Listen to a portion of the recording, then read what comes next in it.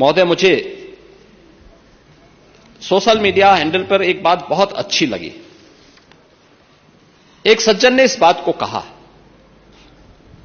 और उसने जो लोग महाकुंभ का विरोध कर रहे थे उनके बारे में उसने बहुत सटीक टिप्पणी की। उन्होंने कहा कि पिछले 1.5 महीने में आप वामपंथियों, समाजवादियों की बाल खगाल लीजिए, महाकुंभ को लेकर के विश्व भ्रमण के अलावा कुछ नहीं दिखेगा। गंदगी, अव्यवस्था, पर्यटकों की परेशानी के अलावा इनकी बजबजाती वाल पर दूसरी कुछ भी नहीं मिलेगा।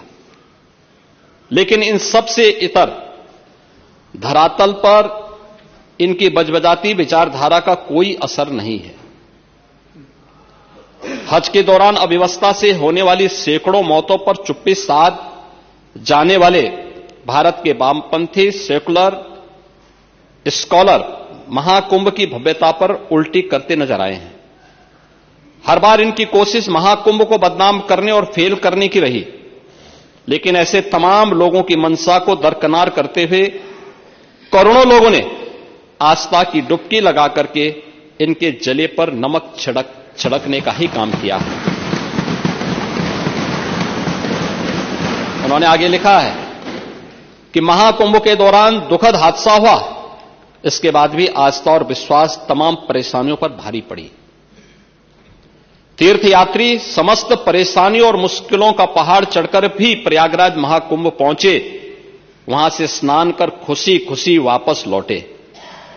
रिश्तों के जटिल समीकरण का परिभाषा गढ़ता महाकुंभ अब समारोह की ओर है, लेकिन यहां से निकला संदेश हर सनातन के मन में अमिट छाप छोड़ गया है, जो वर्षों तक लोगों की बतकही और कहानियों में जीवंत रहेगा। हर तरफ अपनी मां और बुजुर्गों को महाकुंभ में अनाथ छोड़ देने वाले बेटे रहे हों, तो दूसरी तरफ अपनी सास को पीठ पर उठाकर कुंभ स्नान कराने वाली बहू भी रही है। लेकिन सनातन विरोधियों को नजर केवल गंदगी पर पड़ी।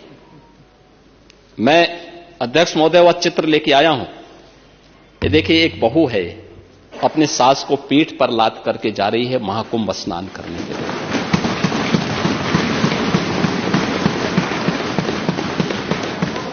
यही नहीं, आगे एक और बात कहते हैं। किसी ने सच कहा कि महाकुंभ में जिसने जो तलाशा उसको वह मिला। गिद्धों को केवल लाश मिली, सूअरों को गंदगी मिली,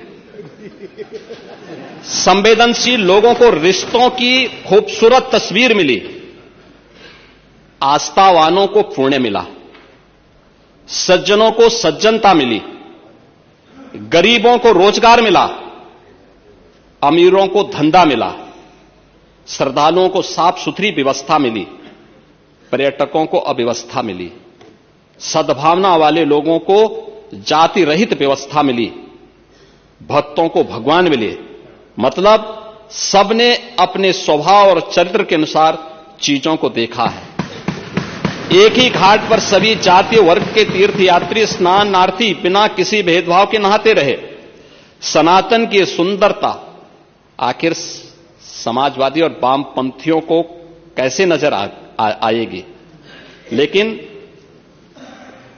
इनके द्वारा लगातार किए जाने वाले प्रश्न इनकी नियत को ही संदेह के दायरे में खड़ी करती है। महोदय, ये टिप्पणी अचानक नहीं है।